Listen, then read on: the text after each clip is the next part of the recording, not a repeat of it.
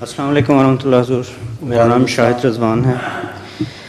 سوال ہے کہ سیدنا حضرت مسیح موعود علیہ الصلوۃ والسلام نے حقیقت الوحی میں ایک جگہ فرمایا کہ حضرت شہزادہ عبداللطیف صاحب رضی اللہ عنہ کا ایک بال شیشی میں بیت الدعا میں انہوں نے کسی کونے میں محفوظ رکھا ہوا تھا جس سے مشک کی خوشبو آتی تھی.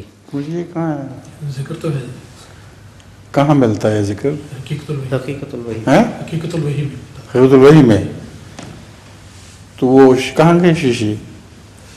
یہی میرا سوال ہے. مجھے تو اس بات کا ہی یاد نہیں تھا. یہ جو ابھی امام صاحب نے تصریح کی ہے کہ حقیقت الوحی میں حضرت مسیح موعود علیہ السلام نے لکھا ہے کہ ان کے بال میں سے مشک کی خوشبو آتی تھی. اس پر تو ہم ایمان لاتے ہیں, مگر وہ شیشی محفوظ نہیں ہے. ہو سکتا ہے اللہ کی تقدیر نے اس لیے اس کو نامحفوظ رکھا ہو کہ اس سے شرک نہ پیدا ہو. جزاک اللہ.